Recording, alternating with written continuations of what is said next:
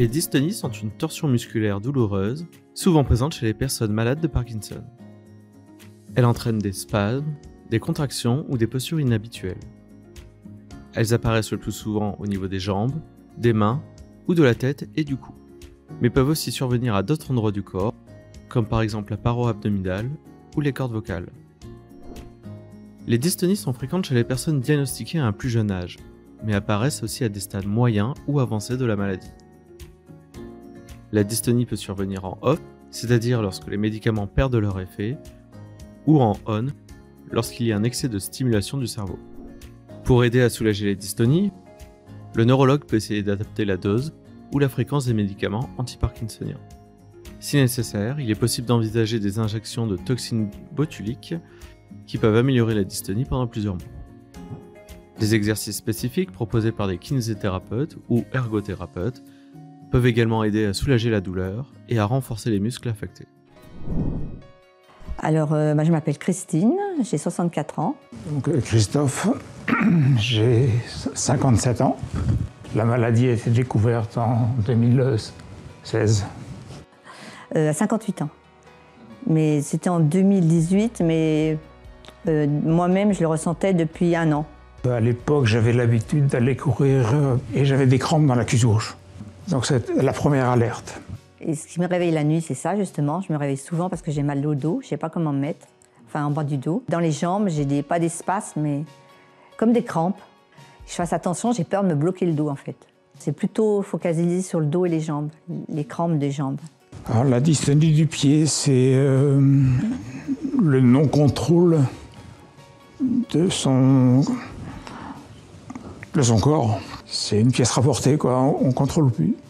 Ou alors c'est une pièce qui est mal huilée, qu'il faut entretenir, qu'il faut peut-être rééduquer, utiliser mes différents membres, côté gauche et côté droit. Notamment, je fais de la danse-thérapie qui me permet de retrouver de la cohérence entre mes membres du côté gauche et les membres du côté droit.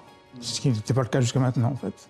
Des fois, je me réveille 2-3 fois dans la nuit et il faut que je mette les jambes pliées, que je me détende le dos, que je le tire un peu, ça va un peu mieux. Je me mets un coussin sous les jambes aussi. Et après, je me rendors, mais après, je me réveille à cause de ça.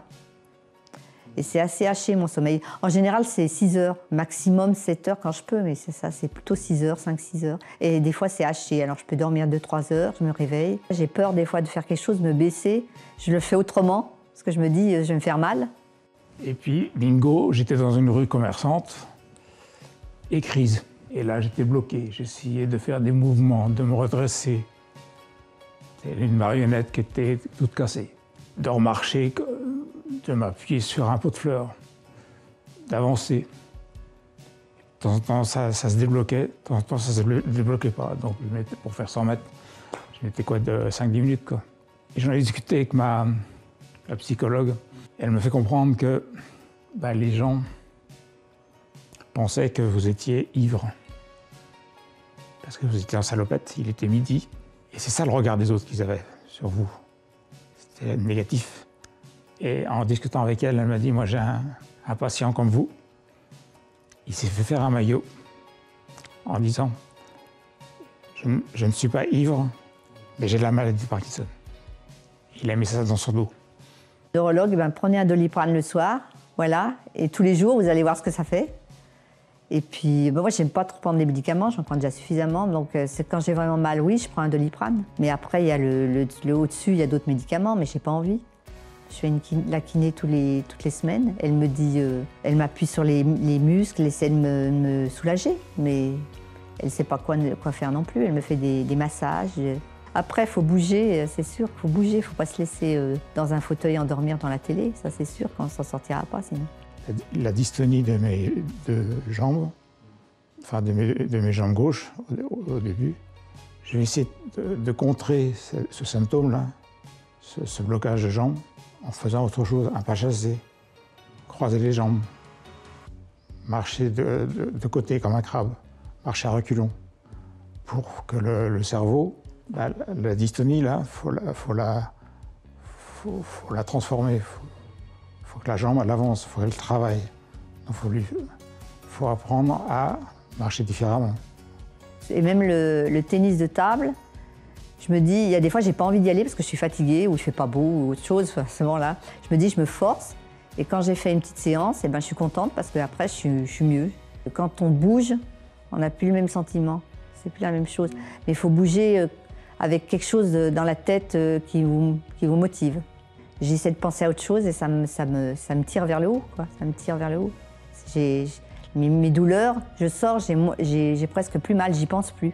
J'ai refait du ski il y a 2 ans. Pendant une semaine, j'ai eu aucun symptôme. Du dimanche soir au samedi suivant, je n'ai eu aucune crise, aucun symptôme. J'étais concentré sur ma technique de ski, mais la maladie, j'y pensais pas du tout. Mais vraiment pas du tout.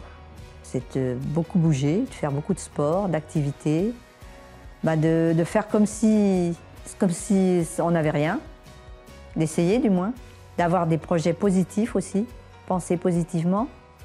Ça fait avancer et dans le bon sens. Ça permet d'oublier un petit peu, même si on a le sentiment de ne pas le faire comme avant, mais on oublie un peu.